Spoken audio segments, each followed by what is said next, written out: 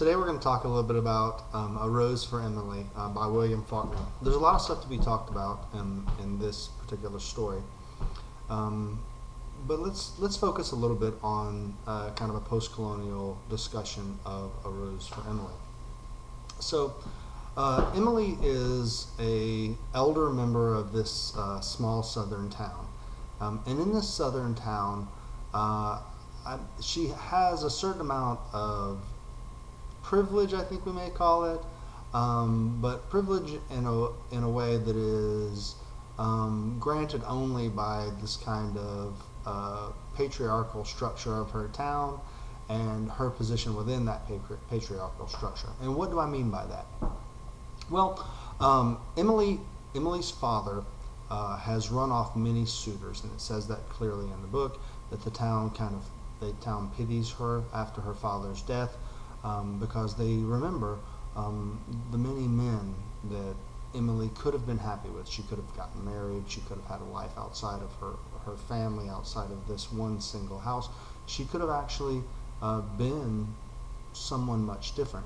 But because of her father's very dominant kind of ruling her life, I guess, if that's a very rough way to put it, but I think you know what I mean. Her father has this power, this authority that society has granted him to dominate her life, and that he has kind of forbidden her, taken this opportunity away for her to move beyond his grasp.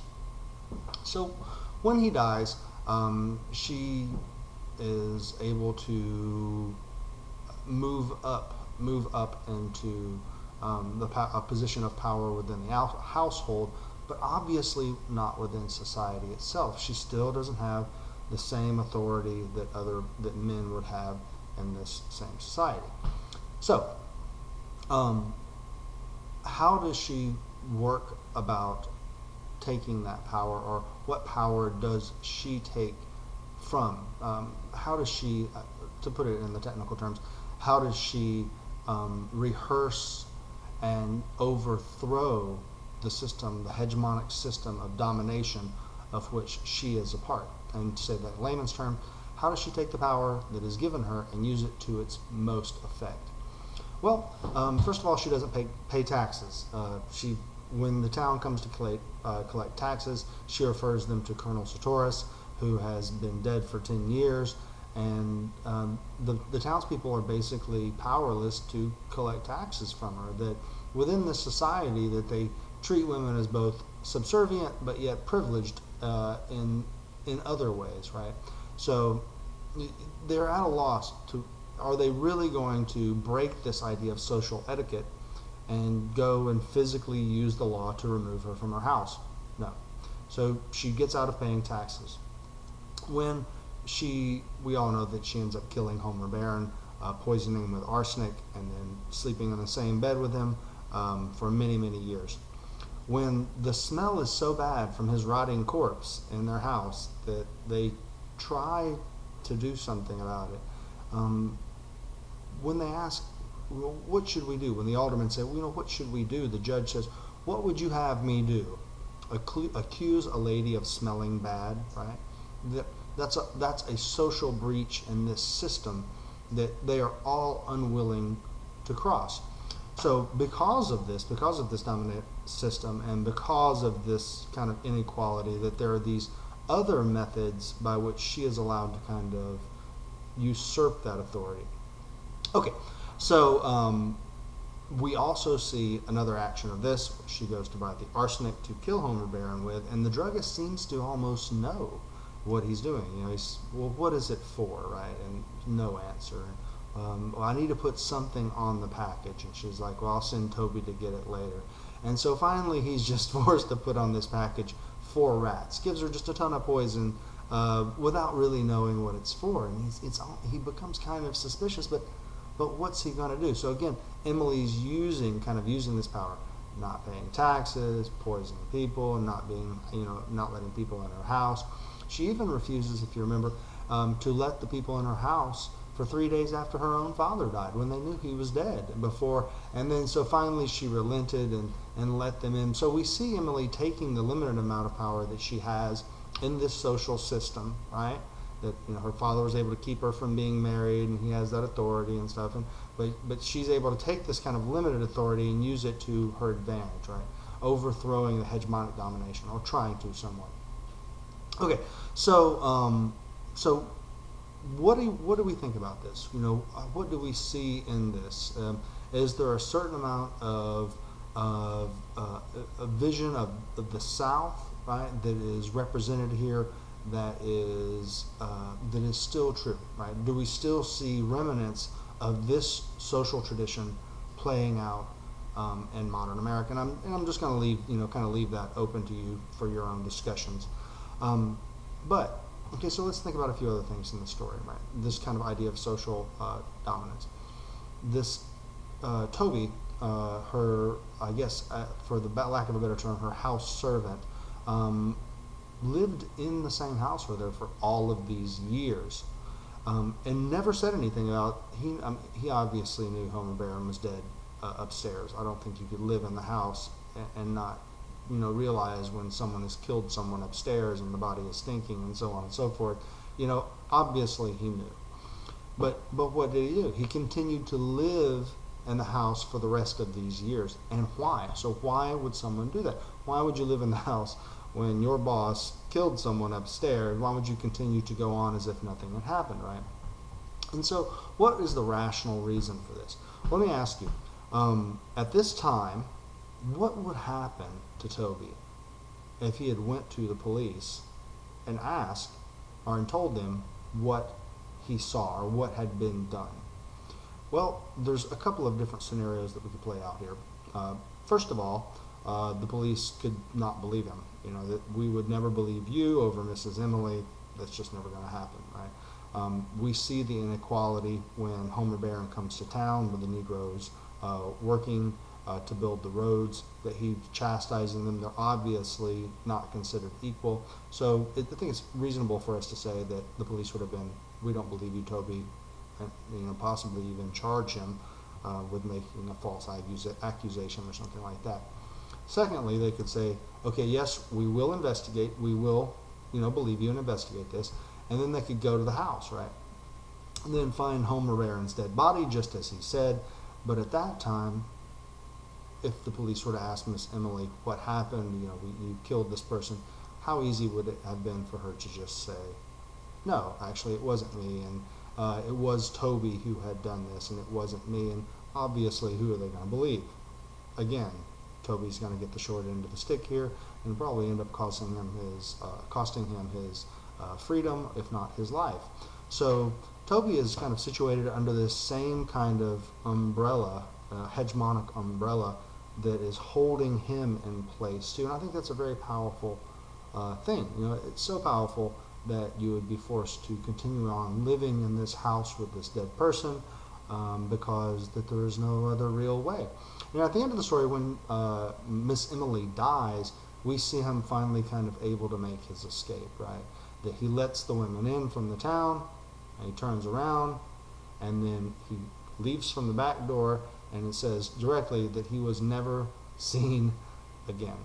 Okay, so we see two of these kind of dominant social structures, and how do they influence Miss Emily's actions to kill Homer Barron? Well, Miss Emily, she realizes that this is probably it. Homer Barron is going to be the one. There are fewer and fewer opportunities for her to move on or to marry with someone.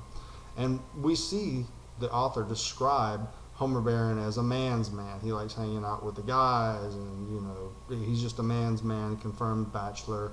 And some people have read that to mean that he was homosexual. I am not sure. I think you could make an argument for that, but for the moment we'll assume that he was heterosexual, but that he just did not want to marry Miss Emily. And so Miss Emily decides that because of this kind of social structure, that she'll never be able to this is really it's close to the last chance, if not the last chance, that her father has already left her destitute with nothing but this house. She's been dropped from this higher level position in the town. This idea of she was once something great, and now that is gone. Now her father's gone, and so this last kind of opportunity has presented itself, and that now that opportunity may simply disappear. She may not be able to marry him, and that she'll be ever left kind of forever destitute on all fronts, kind of personal, emotional, financial, so on and so forth. And then so she makes this conscious decision, right? That whatever the system is, that she has been victimized by it enough, and that she decides to kill him or poison him, and to stay with his body. And then we don't know exactly, how long it took him to die, and so on and so forth. But at the end of this very long period, that obviously he was dead, and she was sleeping with him when he was dead, because they found remnants of her hair, on the pillow right next to him. So that's just kind of an interesting way to look at it, that kind of like this way of not justifying her actions, obviously, but kind of thinking about her actions in a more dynamic way, rather than she was just some crazy person that killed him, but looking at the situation that she came from, and kind of trying to more fully understand the rationalizations behind an action which is wholly irrational. Okay, so from there, there's a lot of things we can talk about, right? This kind of really strict southern town. The narrator seems to be one of the town, looking back into the town, looking back in time, kind of gossiping about her, and how does that affect the view of the story? Is the story, if we realize that the story is coming from this kind of alternate point of view, from this kind of someone telling you about this thing that happened in their town a long time ago, do we run this idea of the questionable narrator? Could some of the story have been, we could say, corrupted by the vision of the narrator? Is the narrator always telling us the truth? And if not, how does that complicate the story? And if what Faulkner is doing here, not as much as his later works, but what he's doing here is he's playing with this idea of time and of story as well. So we see the story jump back and forth in time, from the present to the past to kind of somewhere in the middle, and then back to the present again. And so how does this kind of jumping around in time and this idea of a narrator who is possibly unreliable, because it's, it seems like a single person from the town and so on and so forth, does that affect your vision of the story? Does it change the way you see Miss Emily's actions? Does it make you rethink which parts of the story may or may not be 100% the way things really happen? Like if you are the omnipotent, God looking down directly into the house or directly into the town, would things have been slightly different than portrayed? And does that either exonerate Miss Emily further or implicate her more fully as being kind of this villainous creature who's done this monstrous act? And there's a ton of ways that you can go about doing that, about picking out different parts of the story to help, illustrate your point. What I'm doing here is I'm giving you kind of essay topics, right? That you can think about this in a multitude of ways, and then simply go back to the story, pick out simple parts, and then really show your vision, show how you are thinking about this story. Yes, I think Homer Barron was a bad guy, and he was going to leave Miss Emily after leading her on, and then the social strata that was involved in that town left her with a little bit of opportunity. So viewed through that lens, I see her not as completely crazy and irrational, but that she has made a very morbid decision, but yet a rational decision. Or, no, that's untrue. I believe what most of the narrator said is very true, that there is murder is never justified, I don't care under what, and that irrational behavior of this kind is simply unjustifiable through the story itself. Anyway, this is just kind of give you some basic ideas. There is a ton of criticism out there. It's very simple to find easily. Just go to Google Scholar and type in Rose for Emily. You'll find a wealth of information. And if you have any other things you want to talk about, let me know. We will.